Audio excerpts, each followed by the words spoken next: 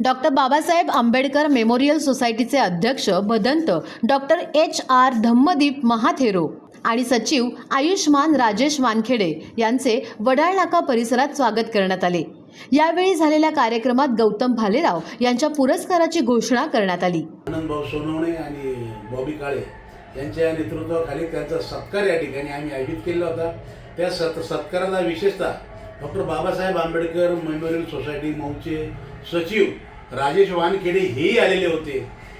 या दोघांनी या स्मारकाच्या जागेसाठी हे स्मारक उभे करण्यासाठी कशा कशा अडचणी आल्या आणि कसं त्यावर मात केली आणि या सर्व गोष्टींची माहिती देऊन त्या ठिकाणी मौला एक महाराष्ट्र भवन उभं करण्याचा निर्धार व्यक्त केला आणि या महाराष्ट्र भवन उभं करण्यासाठी महाराष्ट्रातील सर्व आंबेडकराईट जनतेनं त्यांना साथ द्यावी असं त्यांनी आवाहन केलं। धन्यवाद।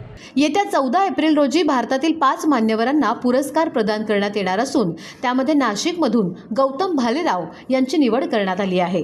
त्यांच्या सामाजिक आणि आंबेडकरी चळवळीतील योगदानाची दखल घेत हा सन्मान जाहीर करण्यात आला आहे। खरं तर मी जरी आता भीम जन्मभूमीचा अध्यक्ष असलो तरी माझं संपूर्ण बालपण या नाशिक शहरामध्ये गेलं। या नाशिक शहरामध्ये शांताबाई दानी, वामनदादा कर्डक, दादासाहेब गायकवाड यांनी बाबासाहेब आंबेडकरांना साथ दिली। बाबासाहेबांचे नाशिक हे कर्मभूमी आहे।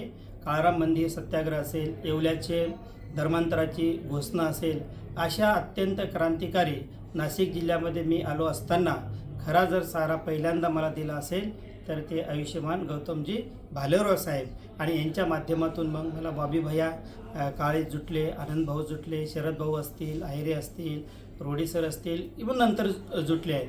परंतु गेल्या 27 ते 30 वर्षापासून भालेराव साहेबांसोबत मी अत्यंत जवळून आहे आणि भालेराव हे एक असं नाव आहे की महाराष्ट्रामध्ये त्यांना सर्वजण ओळखतात।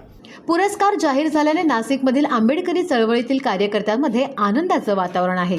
यावेळी भदंत डॉक्टर धम्मदीप महाथेरो यांचा आनंद सोनवणे यांच्या हस्ते शाल देऊन सत्कार करण्यात आला। कार्यक्रमाला सामाजिक आणि आंबेडकर चळवळीतील अनेक मान्यवर उपस्थित होते। न्यूज डेस्क, आपलं नाशिक।